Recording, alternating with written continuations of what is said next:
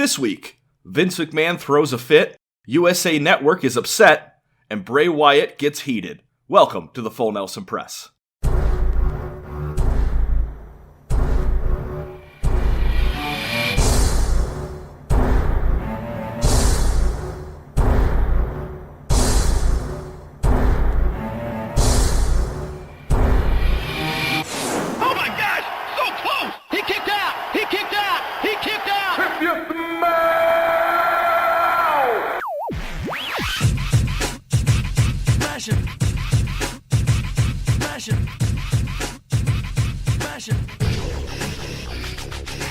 Hello everyone and welcome to the Full Nelson Press. My name is Randy Kirkpatrick. I'm here with my co-host Peter O'Brien. You can find him on Twitter at MVP360. You can find myself at JohnnyJONNY_Tango. And you can follow the Full Nelson Press on Twitter at TFNP. Pete, how you been, bud? Getting ready for the holidays, man. Let's roll. TLC. Well, before we get to TLC, let's talk about Vince McMahon kind of threw a fit, sounds like, last week about some of the ring etiquette of some of the wrestlers. I guess like Kieth Lee, Omos, I don't even know AJ's new bodyguard, Otis, Dabba, Kato, which is that big dude from Raw Underground, and then Mace from Retribution. Apparently, they're all getting sent back to the Performance Center for twice a week. They're going to be doing extra training, which a lot of people are saying like this is a bad thing, and I don't think it is. I think it means that they're not going to like cut the ropes with these guys. It just means that they want to push them and prepare them for that. Then you shouldn't have brought him to the main roster in the first place. Like that's your problem. I agree That's with. why people are frustrated. It isn't the fact that he doesn't have faith in these guys, but Kieth Lee was rolling in NXT and he hit a peak. He got his belt. And you didn't even let him, like, kind of be a champion down there. You just took him away and you're like, go to the main roster. You took away his music. You changed his ring attire. Sorry, Vince, you're an idiot. Like, this is totally on you. Oh, I didn't. I get it's not a demotion. I totally get that. I think a lot of people don't look at it that way, though. No, I think they're just like, no, it's over. It's like, it's not over, but no, it's just the beginning. Sheer fact that you brought him up and called him down, like, what does that do for the psyche? And what was wrong with Kieth Lee in the ring? What am I missing? He literally wins the North America Championship, wins the NXT Championship. They take both of them away from him right away. One of them he doesn't even get to defend, like the North American champion. They strip it. Then he loses the NXT Championship to Karrion Kross, which was no reason apparently because they knew he was injured. By the end of that match, they knew Karrion was injured. Someone should have made a decision and say, you know what, let's keep it on Keith. They take it off of him. They send him up to the main roster. And then, like you said, change his music, change his character. Like, everything that we loved about Kieth Lee, Vince McMahon actively stripped away from him. Yeah, and what was also, they have him go after Randy Orton because of reasons, I guess. I don't know. And you put him in that spot. You have him win, Vince. And then you're just like, no, I'm not ready. And it's just like, dude, you look like the worst in this. It's Vince. It's not the wrestlers. Vince is the one that doesn't make any logical sense with this. Absolutely. So let's get back to the list. They have the Omos guy, AJ's bodyguard, which I think is dumb. What a waste. He doesn't need to be, out of everyone on the roster, AJ Styles doesn't need a bodyguard. He's amazing on the mic. He's amazing in the ring. He doesn't need that. Like, that could use for anyone. He should have debuted with Carmella. It goes to him being, if you're going to have a bodyguard, why wasn't he paired with Banks? Well, you've been campaigning that for years. Yeah, I'm sorry. Banks needs, like, that entourage, like, yo, I'm a club, like, this is the club, this is my manager, and stuff like that. Like, sorry, like, that has been my thing for over years of, like, Titus O'Neil, now this guy. It's just, like, you could build characters up that way. I don't really care that he's with AJ Styles. To me, that shows they have a lot of faith in him because AJ's a big name. So I could see him staying on TV but going to train, and that's okay. Like, I'm all right with that one. The Kieth Lee one is the one that doesn't make sense. I don't really care about the Raw Underground guy because he's not on TV. And I don't really care about the Retribution guy because who even cares about Retribution anymore? And who even cares about this guy? Like, it's the Kieth Lee one that people are frustrated about. Like, that one doesn't make sense. Right, like Otis is the other one out there. Like, you mean a guy who's had barely enough training and has just been solely a tag team wrestler is having a hard time in singles matches? No way! And like, he's also You did it. You put him on that rocket you put to him the that top, and then you just take it away. Otis is another one that I'm like, why would you break up Heavy Machinery? That was a stupid move. And now you have these two guys who are going to be forgettable in the next year. Calling it. Well, now that I've got y'all heated, let's get right into the pay-per-view event. Tables, Ladders, and Chairs was last night. The Kickoff Show, which I thought was a really good match. You probably didn't watch it. It was Chad Gable, Otis, Daniel Bryan, Big E versus Sami Zayn, King Corbin, Shinsuke Nakamura, and Cesaro. Actually, it was a really enjoyable match. It was better than anything I've seen on Raw in a long time. One downside, though, Big E gets a new entrance and new entrance music, but it's not his old music, which is really frustrating. Yeah, I like the old, weights getting put on there, but I just want our fans to know, I don't watch kickoff shows. I can't do it because it's freaking pointless. The matches on there don't make sense, and it's just repetitive banter out of everybody who is trying to flex with some WWE knowledge that we already know from Twitter. Oh, sure. Absolutely. It's talking heads for 40 minutes with a 20-minute match in there. See, I mute it until it gets to either someone who shows up, like Sami Zayn comes up on the mic, or R-Truth tried to come up to, because he wanted to be Asuka's mystery partner, so stuff like that's entertaining. But other than that, it's background noise. Mm-hmm. But the first match of the night, which I thought was a huge surprise, AJ Styles challenges the WWE champion Drew McIntyre in the opening match in a TLC match. This was a really good match. I really liked this one. Dude, Drew McIntyre has been killing it this year. He has. For everything that's gone on, he's good. He's good. The only weak point I say is his finisher. I don't really like Claymore. I think he's such a big dude. He should have more of a powerful move. I want a power bomb. A power bomb would be fine. A clothesline, a hard one. I'm okay with that. AJ Styles is good. Working on the knee. The match was sweet. There were some good spots in it. Yeah, because the first part of it is just Drew McIntyre just throwing Styles around the Thunderdome. That's okay. I'm okay with that. Right. And then he gets chucked out of the ring through a table, Styles does, which I was like, that's awesome. Oh, that hurt, though. And then Miz comes out. With Morrison. Oh, I'm done with Money in the Bank. How many people have failed cashing in Money in the Bank? Right, or if it's not failed, it's like Brock Lesnar getting it, and it's or something just like that. Getting old. And now, granted, it was cool and it was a good little wrinkle, and I did enjoy it. I would have been fine with Miz winning it. I would have, but then also I'm just like, this is a bad spot. I don't think Miz should be out here. It was I don't know, to each their own. See, I disagree with you. I really liked that he incorporated himself into the match. It added something to it. I think if there would have been a crowd there, I think we would have been talking about this differently, because I think the crowd would have been helping make the reaction that much more. But Morrison coming out with them to just Morrison should have been in his ring gear. He should have been out there to be like, let's get you this title. Yeah. And then the bodyguard comes out and throws Miz out. And I will throw you out of this ring. And he just chucks Miz through a table like a baby. Yep. Gets hit with the chair, it shatters, which I thought was cool. He gets chased off, so that's a good way to get the bodyguard out. I am glad McIntyre won, but also it goes to the Money in the Bank thing, which is the negative. What's the point? No one can win with this thing anymore. It used to be when's it gonna happen? Now it's more just when's he gonna lose? Who cares? Well, the last time, I think it was the year that I think Dolph Ziggler and Daniel Bryan won it, and that was the last times I think it had a feeling of, okay, we're putting stock in these wrestlers now. Dude, Ziggler cashing in on Del Rio? Del Rio was amazing. And he was a heel, but the crowd went crazy. Loved it. When's the last time we've had that cash and feel, exactly. man? You don't have that excitement anymore, and you're just kind of well, Otis got it, which I told you was stupid. So I knew he wasn't going to finish. I knew he wasn't going to finish with that belt. So then you obviously saw WWE see the same thing, get rid of it, put it on Miz. You really didn't care that Miz had it because it really wasn't prominent like it has been. Right, and I honestly thought he was going to cash it out on Roman. I almost want to say scrap Money in the Bank.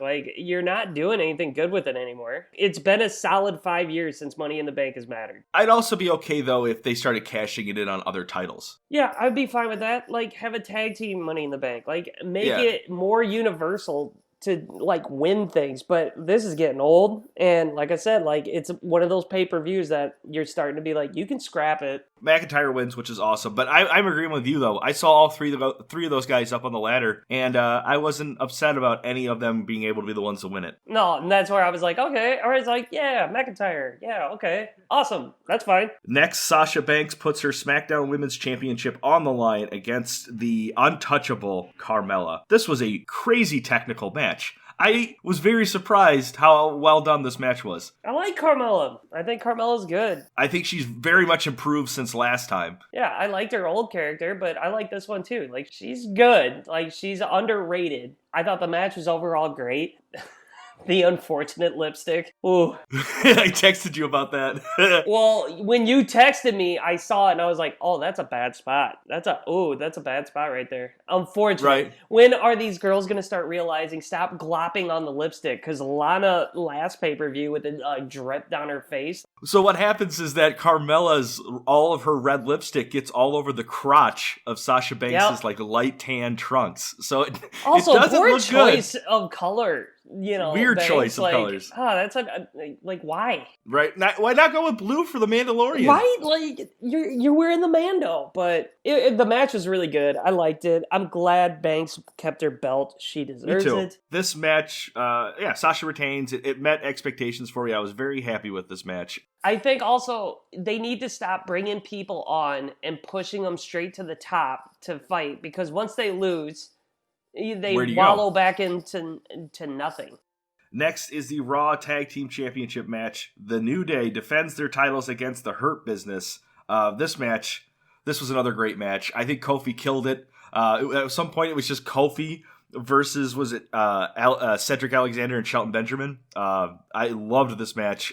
When Shelton picks up Kofi and then Kofi ends up getting out of that the whole thing was just another great match. Thank God is all I have to say. Give the Hurt Business all the gold. They deserve it. The gold. Yep. They're easily the best stable in WWE.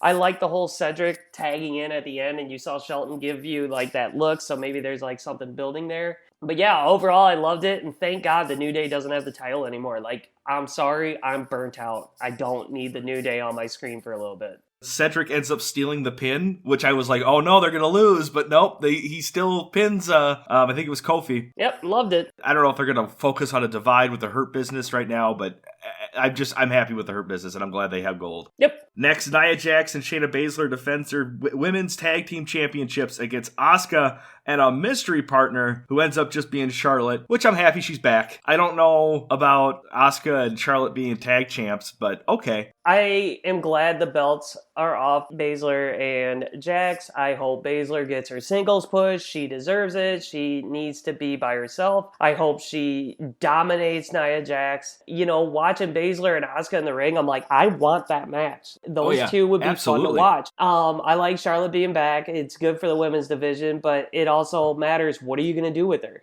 Carmella getting the title push, that's fine, but did she need it right away? No. You could have done somebody else while she's getting up there, have her interfere. Where now you have Charlotte, and she's easily the best wrestler on WWE's roster, and she's going to get a rocket straight to the top, and then she's probably going to take the belt from Asuka. You can kind of see it already happening. I want surprises. Like, I want to see something cool. Yeah. Like, I don't want to see the same old, same old. I agree. I completely agree. There are no big surprises. There's no "it's Sting" moments. No. So next is the Universal Championship match. Roman Reigns defends his title against Kevin Owens. Before the bell even starts, Kevin Owens attacks Roman Reigns, and he hits hard. Kevin Owens is too good. He knows how to talk in the ring. He knows how to dictate a match. He's too good for WWE, and they need to use him a lot more. Plus, he doesn't look weak in this because he was taking on everybody. And of course, it took another low blow, so it looks like they took Nakamura's gimmick and gave it to Reigns. Right. I'm okay with that. I'm fine. I like heel Reigns. Like, he's actually tolerable now. I still want to see Mac versus Reigns.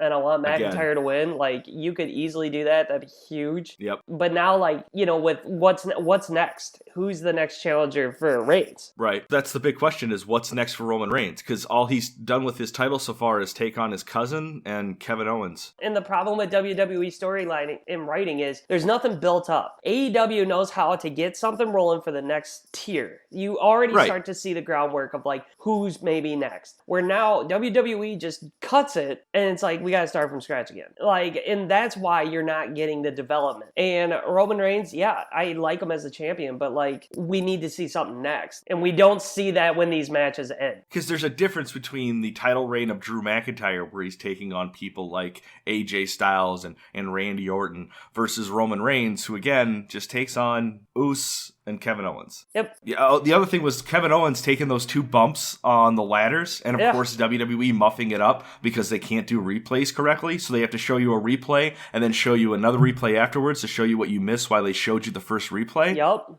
And I did go, ooh, when Reigns put his shoulder through the barricade. Like, that barricade looked like it exploded. Like, I don't know how it was set up, but I was like, oh, like, that was cool. I do like heel Reigns. I thought Owens still looks good. I just don't want Owens to just fall back into the wayside. But also, WWE really needs to figure out how to get another story kind of like loaded up for Reigns so we know what's next. You know, me saying like I'd like unpredictability, and then I say like, we want to know what's next. But there's like nothing. And then we get some Roman Reigns versus Sheamus match, you know, that has no build-up. And there's no reason why, like, a person like a Sheamus gets that title match. Why hasn't anybody, like, pushed this dude? Like, where is Samoa Joe? Can we get him off the commentary, please? Yeah, he's just hanging out at the table now, I guess. I really like Samoa Joe as an announcer, but the dude is too good in the ring and too great. Put him back in there, please. Like, with wrestling and like, booking matches, there has to be a surprise, but your audience has to somewhat see the blueprints of what you're trying to set up. And WWE, you don't see that. It's all blind faith into somebody you don't trust. Yep, and then you get mad at it because you don't trust them. And you have people who can't get behind these guys because you 50-50 them so hard that it's like, who cares? So I would love a Samoa Joe, Roman Reigns, and Samoa Joe be like, yo, you want to talk about sitting at the head table? Like, this is my table. You're at the buffet. Like, get out of here. And like, those two go at it. They could play totally off with Samoa Joe. He's the black sheep of the Samoan family. Easily. Yeah, so congratulations, Roman Reigns and Jimmy Uso are still Universal Champions. So good for them. Our main event is the Inferno match, The Fiend Bray Wyatt versus Randy Orton. Before we get into it, I'll give him props. I liked how it was set up because you didn't have an audience, so like all the fire everywhere. Oh, there was fire. Like, it looked all right. I won't knock that. Wyatt started the fire. Like, it was good. I actually enjoyed it. It's an Orton match, so you have those slow, methodical, like, dude, let's go. The whole of them trying to push each other into the fire, like, I was just like, oh my god, like, are they actually gonna set someone on fire? Little did I know. There's nothing to really talk about this match. Let's just go to the boring. end. Like, let's talk about the end. So Bray Wyatt literally gets set on fire. He walks to the ring and you're like, I'm sorry, is Bray Wyatt on fire? And then he gets RKO'd to death. Orton's like, okay, I think I won. I'm gonna burn this man alive. It's like, wait, what? I'm gonna set him on fire. You know what, Bray? You know what you're gonna feel? You're gonna feel really? Bring it to the floor. So he felt the glow of the fire. He set Bray's... Now, granted, it's not Bray Wyatt. But, yeah, and like how they did it and how they sunk the cameras up. And you didn't see him switch out. Like, there had to have been a little lag there or something. Because I was just like, whoa, they like did that they pre-did this match. This match was pre-done. Because they, you could tell with like the chair... He throws gasoline on the chair, and then like the next scene when he gets off of it, there's red blood all over it. So I think they did this match earlier in the day, and then just cut it all together. Yeah, Orton set him on fire, and then it's just like, bye! It's like, wait, dude, you just killed a guy. I know we want edgy, but that's murder.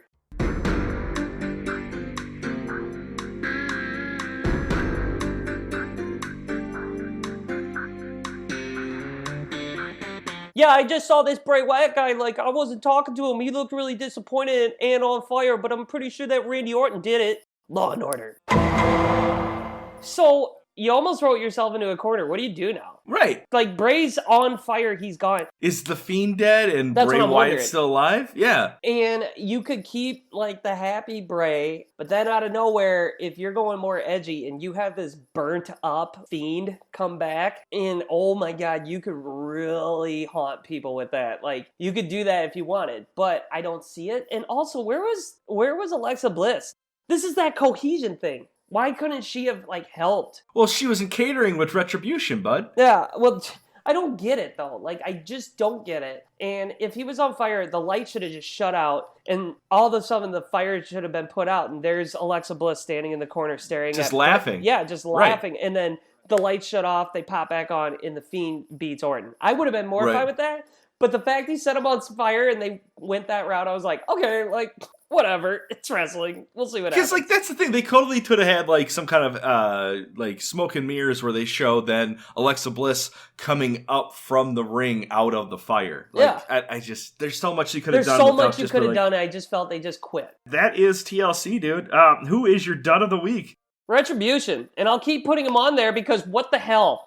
Right? Like, are they done? I don't care. They're a dud. They'll always be my dud as long as you are you tried to push these guys. You have another pay-per-view. No one's there. I'm going to go with Bray Wyatt. Thoughts and prayers. I wouldn't say he's a dud, though. Like, he died. He died, dude. That is, like, the biggest dud. Well, all right. So for stud of the week, I'm going to go with Drew Mack because he continues to tear away at how shitty 2020 is. He's like the one light at the end of the tunnel. I will go with Kevin Owens. Okay. Yeah. Like, welcome back, buddy. Like, you need to be in the main event. You're too good. All right, so let's get into some more news here. USA Network officials are reportedly upset with the current state of ratings from Raw. Last Monday's Raw drew in an average of 1.5 million viewers, down 12%. Monday's show drew in an all-time new low for total viewerships. Last week's AEW Dynamite drew in a better rating in the 18 to 49 demographic. So things are happening. We'll see. We've had this story before, and yes, I would be psyched, but I'm not going to believe it until I actually see it.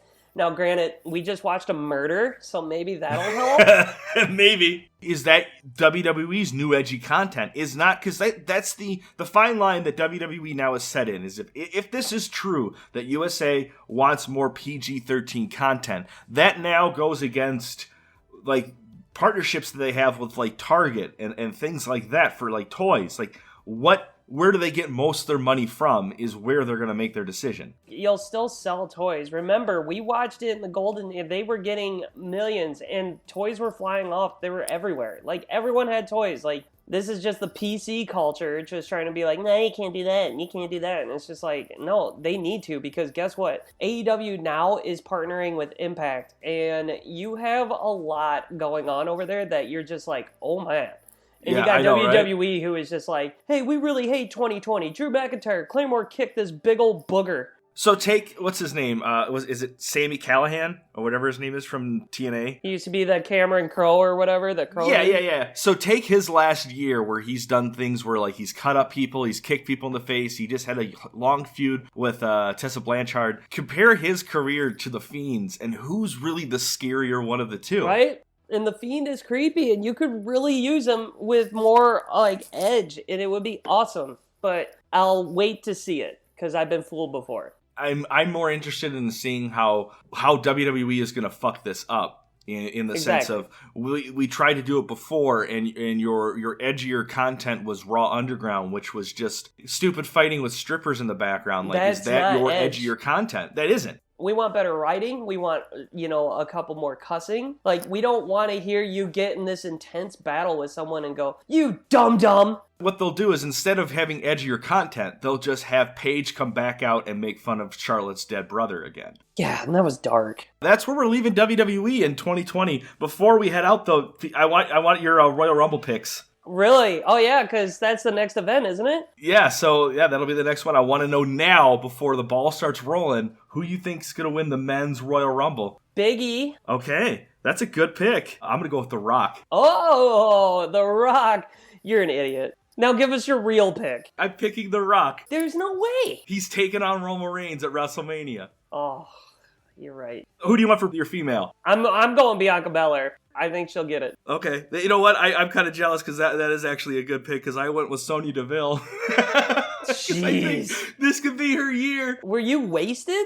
Like, what is that? No, I think I just want to pick someone that would piss you off. I'm not really pissed. I'm actually surprised you went that way. Like, I thought you were gonna do Mandy. To be honest, I thought that. Oh, Mandy, that's a good pick too. Yeah, I'm giving you gold. No. I'm gonna stick with Sonya Deville. Okay. But hey, that is the Full Nelson Press episode 93. It is a wrap. I hope you enjoyed our witty banter on sports entertainment. Make sure you find the Full Nelson Press. We're on Facebook, YouTube, iTunes, Spotify. We just got added to Pandora yesterday, so that was really cool. So yeah, just go find us. Pete, what have you been playing? Oh, jeez. Road Company. I got back into that. Did you? Third-person search and destroy type game. I love it. It's free. It's free, Brandon. I'll look into it. How you didn't get Cyberpunk then, huh? Oh my God, are you kidding me? That glitchy mess of an abomination. Now, if you have a save file over like 8 gigs or something like that, your file gets corrupted. Did you hear about that one? Yeah. Cyberpunk is trash. What a horrible game. Oh, man. All right. Well, hey, go watch some wrestling. Yeah, bet.